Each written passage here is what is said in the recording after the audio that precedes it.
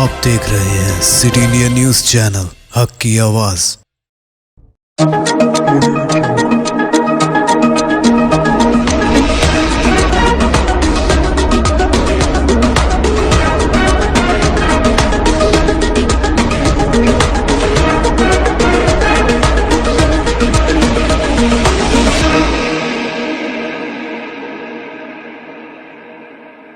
अस्सलामुअलैकुम, मैं हूं Sheikh Umar. City India News में आप तमाम का खैर मकदम है। आइए देखते हैं कौमी खबरें।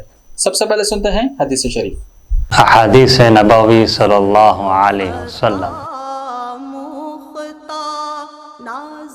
सिबाबुल मुमिन फुसूकुन व क़ियालुहु कुफ्रुन। बुखारी शरीफ। मुमिन को गाली देना गुनाह है और उससे जंग करना कुफ्र है।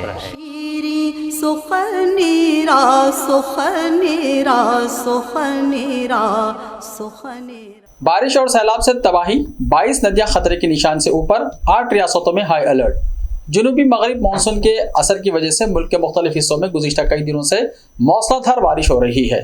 मुसलसल बारिशों की वजह से दरियाओं में पानी की सतह में इजाफा हो रहा है। इस सिलसिले में हिंदुस्तानी महकमे मौसमियात ने 14 जुलाई को मगरबी साहिल, वुस्ता और मुल्हिका जज़ीरे नुमा हिंदुस्तान के साथ 8 रियासतों में भारी से बहुत भारी बारिश की पेशनगोई की है। अक्सर ऐसा हुआ तो मुल्क में सैलाब की सूरत हाल मजीद खराब होने का खदशा है। सेंट्रल वाटर कमीशन यानी CWC के ताज़ा तरीन यौमिया सैलाब की सूरत हाल की रिपोर्ट में खबरदार किया गया है कि 13 जुलाई को दरियाओं के उन मकामात की कुल तादाद 15 से बढ़कर 22 हो गई जहां पानी खतरे के सतह से ऊपर बह रहा है। CWC field work casting network के मुताबिक आंध्र प्रदेश, बिहार, छत्तीसगढ़ और तेलंगाना में 4 दरियाए सैलाबी सूरत हाल में बह रहे हैं, जबकि महाराष्ट्र, आसाम, बिहार, तेलंगाना, आंध्र प्रदेश और उत्तर प्रदेश में कुल 18 दरिया मामूल से ऊपर बह रहे हैं। दरियाओं के पानी की सतह में इजाफे के पेश नज़र कर्नाटक, महाराष्ट्र, तमिलनाडु, तेलंगाना, मध्य प्रदेश, गुजरात, उत्तर प्रदेश, आंध्र प्रदेश और गुजरात में कुल 31 बैराजों और डैमों के लिए अलर्ट जारी कर दिया गया है। उन रियासतों के अलावा कर्नाटक के मुख्तलिफ हिस्सों में बारिश ने तबाही मचा रखी है।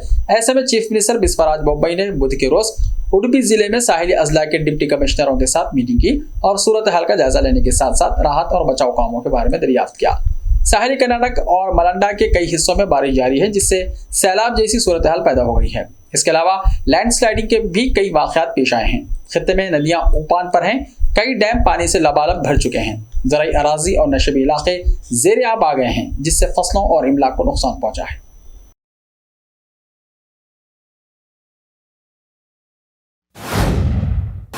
महाराष्ट्र के कई अजला में बारिश का कहर है जारी, जिसकी वजह से रियासत की ज्यादातर नदियां खतरे के निशान पर पहुंच गई हैं। महाराष्ट्र में बारिश की वजह से अब तक 79 लोगों की मौत हो चुकी है। महकमे मौसमियात ने रियासत के मुख्तलिफ हिस्सों में 4 रोज तक मौसलाधार बारिश की पेशनगोई की है। इसके पेश नज़र मुंबई, नासिक, गढ़चिरौली, पुणे, थाने, रायगढ़ और पालघर में स्कूल कॉलेज बंद कर दिए गए हैं और मुंबई यूनिवर्सिटी के इम्तिहानात मनसूख कर दिए गए हैं। रियासत के सयाहती इलाकों में कर्फ्यू नाफिज कर दिया गया है। लोगों से अपील की गई है कि वो सिर्फ जरूरी कामों के लिए अपने घरों से बाहर निकलें और महागीरों को खबरदार किया गया है कि वो समंदर में ना जाएं। मुंबई यूनिवर्सिटी ने भारी बारिश की वजह से जुमेरात 14 जुलाई को होने वाले तमाम इम्तिहानात मनसूख करने का फैसला किया। University of examination and assessment board के डायरेक्टर डॉक्टर विनोद पाटिल ने कहा कि इम्तिहान की नई तारीख का जल्द ही ऐलान किया जाएगा। शदीद बारिशों के पेश नज़र स्कूलों को भी अगले 3 दिनों तक छुट्टी देने का हुक्म दिया गया है।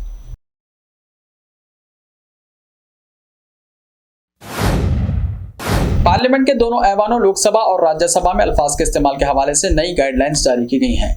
पार्लियामानी बहस में हिस्सा लेते हुए अब अरकान जुमला जेवी, शुकूनी, जयचंद, लॉलीपॉप, चंडाल चौकड़ी, गुल खिलाए, पट्ठू और कोरोना स्प्रेडर जैसे अल्फाज का इस्तेमाल नहीं कर सकेंगे।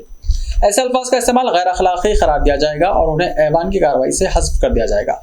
किताबचे के मुताबिक लोकसभा सेक्रेटेरिएट ने निकम्मा, नौटंकी, ढिंडोरा पीटने वाला और बहरी सरकार जैसे अल्फाज को भी गैर पार्लिमानी जबान में शामिल किया है। दिलचस्प बात यह है कि बदसलूकी, धोखाधही, ड्रामा और नाअहल जैसे अल्फाज को भी गैर पार्लिमानी अल्फाज की फहरिस्त में शामिल किया गया है। ख्याल रहे कि मुल्क के मुख्तलिफ कानून साज इदारों के साथ साथ दौलत मुश्तरिका की पार्लिमानों में स्पीकर्स की तरफ से वक्तन फवक्तन कुछ अल्फाज और तासुरात को गैर पार्लिमानी करार दिया जाता है और लोकसभा सेक्रेटेरिएट की जानिब से उन्हें मुस्तकबिल में फौरी हवाले के लिए मुर्तब किया गया है। राज्यसभा के चेयरमैन या लोकसभा के स्पीकर इजलास के दौरान ऐवान में बोले गए अल्फाज का जायजा लेते हैं और अल्फाज के गैर पार्लिमानी होने पर उसे कार्रवाई से हज़फ कर दिया जाता है। ऐसे अल्फाज लोकसभा और राज्यसभा दोनों के पार्लिमानी रिकॉर्ड का हिस्सा नहीं बनते।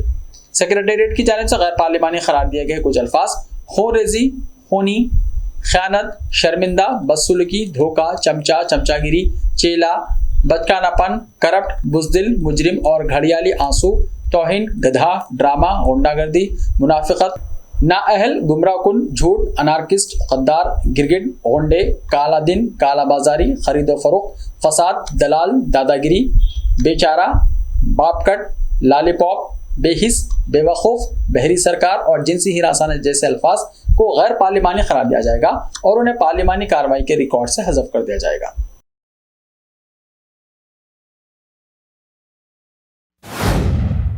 समाजवादी पार्टी के सीनियर रहनुमा आजम खान की अर्जी पर आज सुप्रीम कोर्ट में समाअत होगी। 27 मई को समाजवादी पार्टी के लीडर मोहम्मद आजम खान को सुप्रीम कोर्ट से बड़ी राहत मिली थी। मई को आजम खान को जमानत देते हुए सुप्रीम कोर्ट ने इलाहाबाद हाई कोर्ट के जौहर यूनिवर्सिटी के अराजी को तहवील में लेने के लिए रामपुर की जिले मजिस्ट्रेट की तरफ से आयद की गई शर्त पर रोक लगा दी थी और उसे नामुनासिब करार दिया था। आजम के खिलाफ ये मुकदमा दुश्मन की जायदाद और जमीन पर कब्जे से मुतल्लिक है।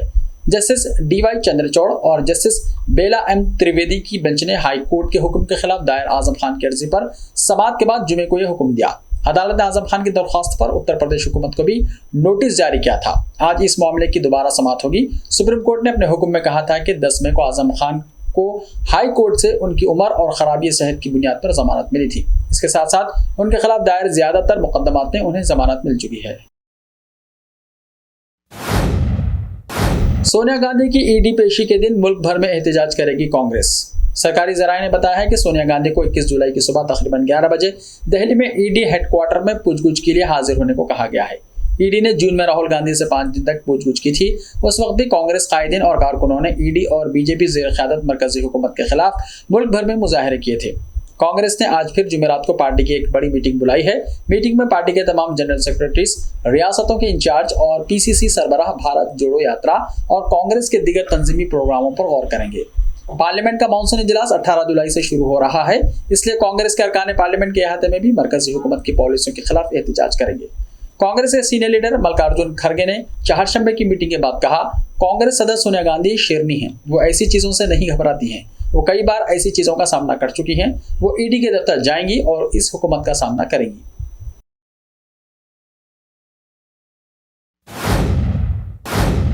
पटियाला हाउस कोर्ट के सेशन कोर्ट दिल्ली में दर्ज FIR के मामले में fact check website Alt News के बानी मोहम्मद जुबैर की तरफ से दायर जमानत की अर्जी पर आज समाअत करेगी।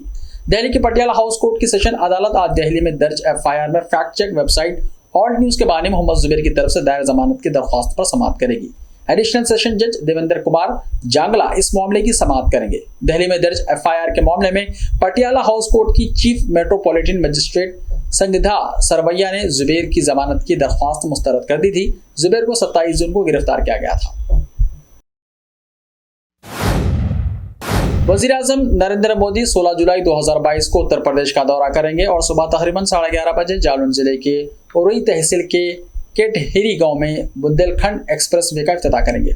हुकूमत मुल्क भर में कनेक्टिविटी में इजाफा करने के लिए पाबंद अहद है और सड़क बुनियादी ढांचे की बेहतरी के लिए किया गया काम इसकी एक अहम खसूसियात है। इस सिलसिले में एक गैर मामूली कोशिश के तहत 29 फरवरी 2020 को वज़ीर-ए-आज़म के जरिए बुंदेलखंड एक्सप्रेस वे की तामीर के लिए संगी बुनियाद रखा गया था।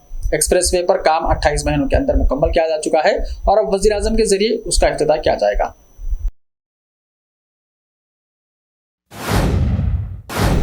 ऐसे ही ताज़ा तरीन खबरों के लिए देखते रहिए सिटी इंडिया TV। तो मिलते हैं कल, तब तक के लिए अपना ख्याल रखिए। अल्लाह हाफ़िज़।